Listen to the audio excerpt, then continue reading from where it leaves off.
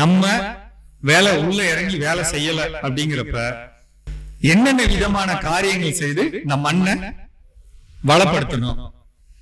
இப்ப நான் சொன்னது அடுத்த பயிருக்கு நம்ம என்னெல்லாம் கொடுக்கணும்னு நினைக்கிறோமோ அந்த பயிர்களை அந்த காரியங்கள் எல்லாம் முன்கூட்டியே தயார் பண்ணி வச்சுக்கணும். ஒரு ஏக்கர் அப்படின்னு வச்சுக்கிட்டா, எந்த பயிரா இருந்தாலும் ஒரு ஏக்கர்னு வச்சுக்கிட்டா 25 லிட்டர் மீனமிலம் இருக்கணும். அல்லது சிவப்பு கலர் பாட்டில் பாசுவோ பாக்டீரியா மணிச்சத்து கொடுக்கறதுக்காக.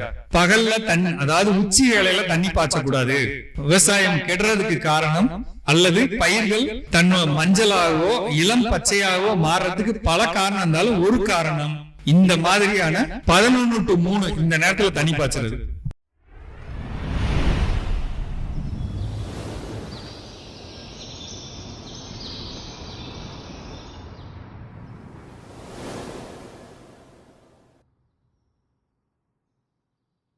பாய்ச்சணும், அளவா தண்ணி பாய்ச்சணும், சாயந்தரமா தண்ணி பாய்ச்சணும். இந்த சாயந்தரம் அப்படிங்கிற வார்த்தையை சொல்றப்ப நீங்க பெரும்பாலும் தமிழ்நாட்டில் இருக்க விவசாயிகள்ல எனக்கு தெரிய 35 to 40% பேர் தான் அவங்க நிலத்துல இறங்கி வேலை செய்யறவங்க. மிச்சம் 60% பேர் உரிமையாளர் தான். வரப்புல நின்றுட்டு மத்தவங்களுக்கு வேலை சொல்லுவாங்க இல்லைங்களா, அந்த மாதிரி நிலைமையிலதான் பொதுவா இன்னைக்கு அமைப்பு இருக்கு. இந்த நிலைமையில நம்ம வேலை உள்ள இறங்கி வேலை செய்யல அப்படிங்கிறப்ப என்னென்ன விதமான காரியங்கள் செய்து நம்ம மண்ணை வளப்படுத்தணும். இப்ப நான் சொன்னது அடியுரத்துக்கான காரியங்களை செஞ்சோம். ரெண்டாவது, முடிஞ்ச அளவுக்கு அடுத்த பயிருக்கு நம்ம என்னெல்லாம் கொடுக்கணும்னு நினைக்கிறோமோ அந்த பயிர்களை அந்த காரியங்கள் எல்லாம் முன்கூட்டியே தயார் பண்ணி வச்சுக்கணும். ஒரு ஏக்கர் அப்படின்னு வச்சுக்கிட்டா, எந்த பயிரா இருந்தாலும் ஒரு ஏக்கர்னு வச்சுக்கிட்டா 25 லிட்டர் மீனமிலம் இருக்கணும். 25 லிட்டர் மீனமிலம், 1 லிட்டர் தாய் திரவம் ஈயம் கரைசல் வாங்கி 20 லிட்டராவோ 50 லிட்டராவோ போட்டு வச்சுக்கணும். இது ரெண்டும் கண்டிப்பா இருக்கணுங்க.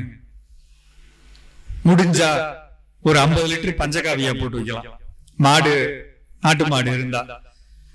அப்படி இல்லைன்னா ஒரு பயிருக்கு 5 தடவை கொடுக்கறதுக்கு ஏற்ற மாதிரி 200 கிலோ சாணம், 200 லிட்டர் கோமியம், இது நம்ம கையில இருக்கணும். குறைந்தபட்சம் 4 to 5 லிட்டர் ஹியூமிக் அமிலம் வச்சுக்கணும். முடிஞ்ச அளவுக்கு உயிர் உரங்கள் பக்கத்துல இருக்கக்கூடிய வேளாண்மை துறை அலுவலகத்திலயோ அல்லது வெளியிலயோ ஒரு ஏக்கருக்கு ஒரு தடவை கொடுக்க 1 லிட்டர் அல்லது 2 கிலோ அப்படிங்கிற அளவுல 1 லிட்டர் அல்லது 2 கிலோ அப்படிங்கிற அளவுல அசோஸ்பைரில்லம், கவர்மெண்ட்ல பச்சை கலர் பாட்டில் வச்சிருப்பாங்கல்ல, அசோஸ்பைரில்லம் அல்லது சிவப்பு கலர் பாட்டில் பாசுவோ பாக்டீரியா மணிச்சத்து கொடுக்கறதுக்காக. அடுத்து பொட்டாஷ் பாக்டீரியா, அதுவும் சிவப்பு நிறத்துல இருக்கும், திரவ பொட்டாஷ் எழுதியிருப்பாங்க, வெளியில பொட்டாஷ் பாக்டீரியா. இந்த 3 இதெல்லாம் வேணும். இந்த காரியத்தை நைட் நேரத்துல கொடுக்கணும். நைட் நேரத்துல கொடுக்கணும்னா நம்ம எப்படி கொடுக்க முடியும்? வேலையாள் வருவாங்களா? வேலையாளை வச்சு நம்ம கொடுக்க முடியுமா? கொடுக்க முடியாது. அப்ப என்ன செய்யணும்? இரவு நேரத்துல மோட்டரை ஆன் பண்ற மாதிரி, நமக்கு இரவுல மின்சாரம் கிடைக்கும் அப்படிங்கிற நிலைமை இருந்தா இரவு நேரத்துல மின்சாரம் பாய்ச்சறதுக்கு ஏத்த மாதிரி நம்மளுடைய மொபைல்ல அதுலயே ஆன் பண்றதுக்கு ஆஃப் பண்றதுக்கான அமைப்போட இருக்கக்கூடிய ஒரு கருவிய 5500 ரூபாயில இருந்து 6500 ரூபாய் செலவுல பக்கத்துல இருக்க வேளாண்மை பொறியியல் துறையில கேட்டீங்கன்னா அந்த கருவியை நம்மளோட மோட்டரோட மாட்டி தர்றாங்க. அந்த மாட்டி தந்த விஷயத்த நம்ம அங்க மாட்டிக்கிட்டோம்னா நைட்டு 8 மணி to 9 மணி வீட்டுல உட்காந்துக்கிட்டே தண்ணி பாய்ச்சலாம். 8 மணிக்கு ஆன் பண்ணீங்கன்னா அது தண்ணி போயிட்டு இருக்கும், 9க்கு ஆஃப் பண்ணீங்கன்னா ஆஃப் ஆயிடும். தண்ணி மோட்டர் ஆன் ஆயிடுச்சு, அதுல தெரியும். எவ்வளவு தண்ணி போயிருக்கு தெரியும், என்னென்ன சப்மைன் போயிருக்கு அதுவுமே அதுல காட்டும். எங்கயாவது பைப் பிச்சுக்குச்சா அதுவும் காட்டும், தண்ணி போகல காட்டும். இன்னும் கொஞ்சம் பணம் கூட போட்டுக்கிட்டோம்னா ஈரப்பதம் போதுமா பத்தாதா அல்லது ஈரப்பதம் கொடுக்கணுமா அதுவும் அது காட்டும். இந்த கருவியை பயன்படுத்திக்கணும். பகல்ல தண்ணி, அதாவது உச்சி வேளையில தண்ணி பாய்ச்சக்கூடாது. விவசாயம் கெடுறதுக்கு காரணம் அல்லது பயிர்கள் மஞ்சளாகவோ இளம் பச்சையாகவோ மாறுறதுக்கு பல காரணம் இருந்தாலும் ஒரு காரணம் இந்த மாதிரியான 11 to 3 இந்த நேரத்துல தண்ணி பாய்ச்சறது விளைச்சல் போயிடும். காலங்காத்தால தண்ணி பாய்ச்சணும், இல்ல சாயந்தரம் பாய்ச்சணும். தோட்டக்காரங்க வந்துதான் பாய்ச்சறாங்கிறப்ப இங்க உட்காந்து நம்ம மொபைல்ல பாய்ச்சணும். அந்த மொபைல்ல பாய்ச்சறதுல என்ன பண்ணணும்? மொபைல்ல பாய்ச்சறதுல என்ன பண்ணணும்? வாய்ப்பு இருந்தா ஆட்டோமேட்டிக் கூட ஆட்டோ கூட போட்டு விட்டுறலாம். டெய்லி 8 மணி to 9 மணி பாயிடலாம். இல்ல எனக்கு திங்கக்கிழமை, புதன்கிழமை, வெள்ளிக்கிழமை அப்படி பாய்ச்சலாம். திங்கக்கிழமை அல்லது திங்கக்கிழமைக்கு அப்புறம் வெள்ளிக்கிழமை அதுவா ஆனாது.